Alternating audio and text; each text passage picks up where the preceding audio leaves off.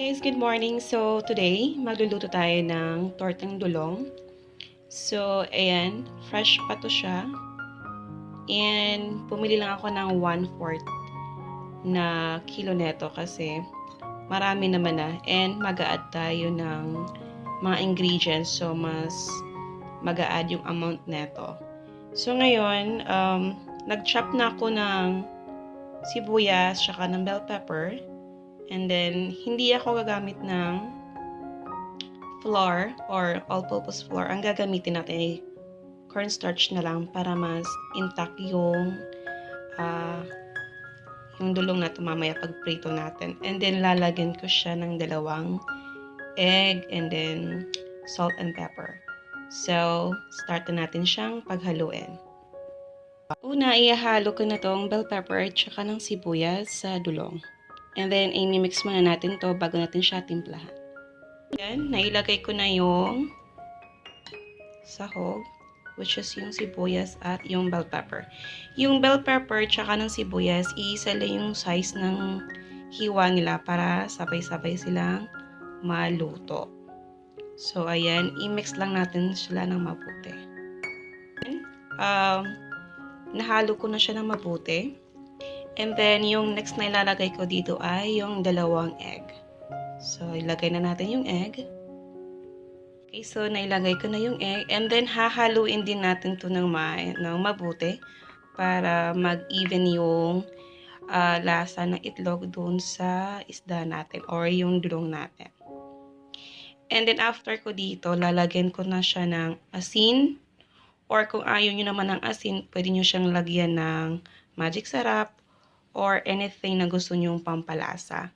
So, ako, maglalagay ako lang ng pinch lang ng asin and maglalagay ako ng isang pakete ng magic sarap kasi mas malasa kasi siya kaysa yung asin lang yung ilalagay mo. Pero, which is optional lang naman yon. Hindi naman yon nire-require. So, depende pa rin sa inyong panglasa. And then, lastly, I'm gonna add the cornstarch, siguro mga 2 kutsara lang. So, ayun, imimix lang muna natin siya ng mabuti. Almost ready na ang ating dulong and then, mag-a-add ako ng isang paketeng magic sarap. Kasi hindi na ako maglalagay ng asin. So, ito na yung magiging lasa, panglasa niya. The whole process of cooking. So, hindi na ako mag-a-add. Hindi naman siya maalat anyway. So, hindi niyo problemahin yung magiging lasa niya kasi hindi maalat yung magic sarap. So, marami naman siya. Kaya, I decided na ubusin na lang. Kasi maglalagay pa ako ng cornstarch. So, mga 2 kutsara pa. So, ayan, ihalo din natin to na mabuti. And then, maglalagay din ako ng durog na paminta. So, ito na yung paminta. Dinamihan ko na siya para mas masarap. Kasi gusto ko yung malasang-malasa yung dulong natin. So, ayan lang. Mix lang ng mix hanggang mag-even na yung lasa nila.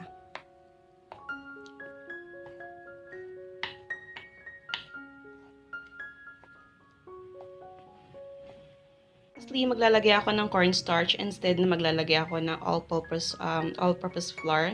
Mas maganda kasi siya kumpara sa flour kasi mas sticky siya kaysa dun sa isa. So, maglalagay lang ako ng 2 kutsara and then i-mix ko lang siya ng mabuti.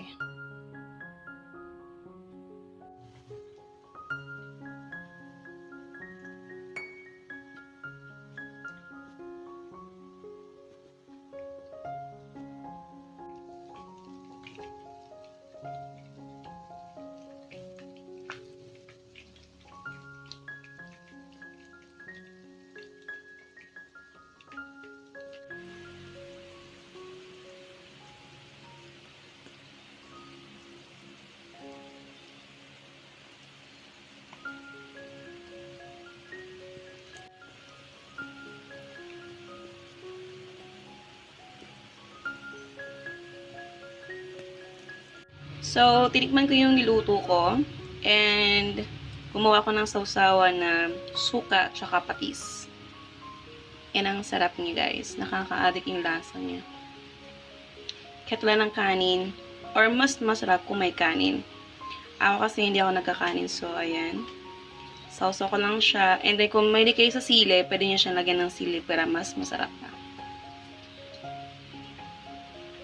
Ayun na guys, luto ng ating tortang dulong.